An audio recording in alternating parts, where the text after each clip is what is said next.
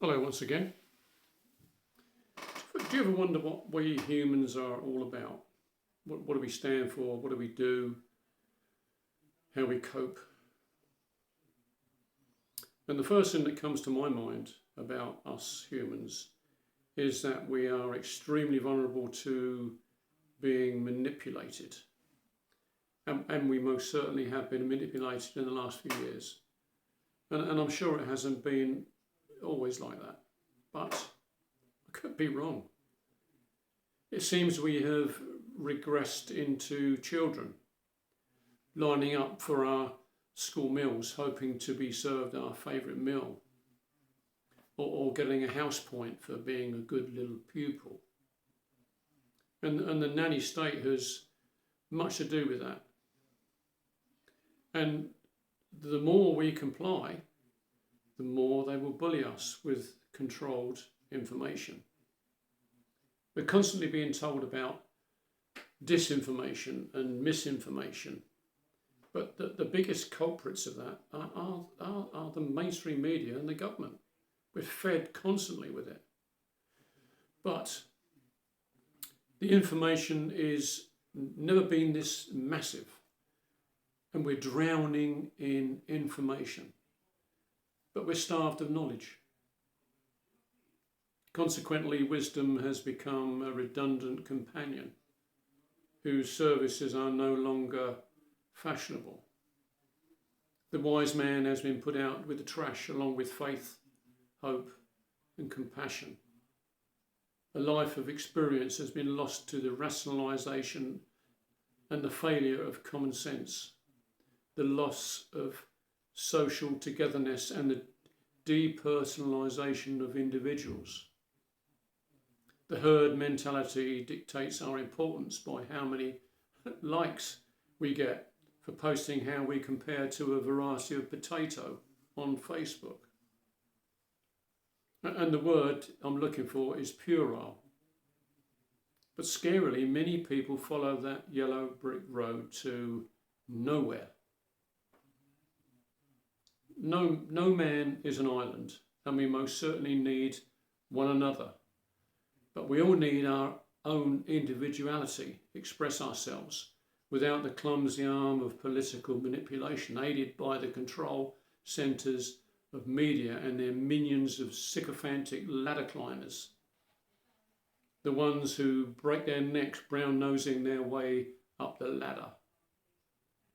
What the hell happened to us?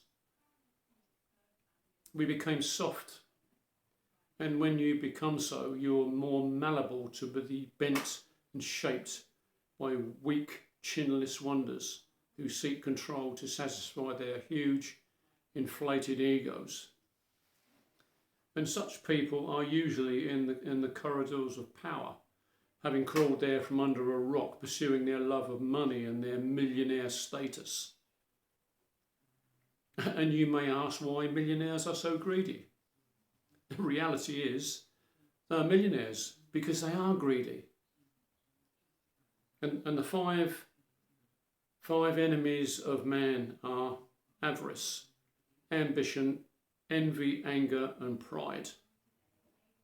And these are the sparks that lit the match that set the fire in men's hearts to pursue their lust for fame and fortune. Banish those five things would free the world completely.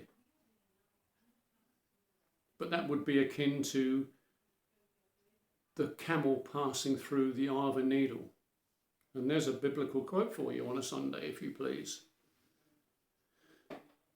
In my life, I've witnessed many acts of kindness and compassion, none of which came from rich people. In my experience, poor people share what they have. Rich people take what you've got and then sell it back to you with interest. And our current situation is one of chaos and mayhem. And some people say it's by design. And that certainly would not surprise me. Today, on this Sunday, there was an attack in France. Last week there was one in Ireland, and there have been many more in countries all over Europe.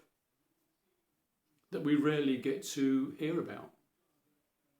And the overall situation is one of fear and confusion, a situation that usually precedes great change.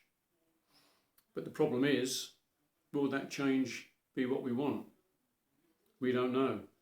Who is lurking in the background, waiting? Looking back in history, we'll find the answer. The problem is, which history do you believe? Because history is being rewritten at an alarming rate at the very people we should be aware of. The new radicals, entrenched in an academic, serene senior haven for scholars. The dons of university, people who actually never left fucking school. And were probably always teachers' pet. The chosen people, it seems. Now, who are the chosen people? For me, the chosen people are those who are promoted by others and therefore assume that they are better than everyone else. Show me a man that doesn't bleed and I'll show you someone special. If you don't bleed, then you're either dead or heartless. And make mistake, we are being ruled by heartless people, those who have privilege written through them like Brighton Rock, the ones that assume power over us by their birthright, the ones who have no shame or conscience, the ones who look you straight in the eye while stabbing you in the back with no emotion whatsoever. Let's just take it one little stage further. Who is more special than anyone else? The special people, of course, chosen by the omnipotent one. Now that most certainly offers up the poison chalice to be sipped by the innocent and the gullible at their very own peril. I'll leave you with these thoughts and say good night on this December Sunday night. Thank you for listening. Bye-bye.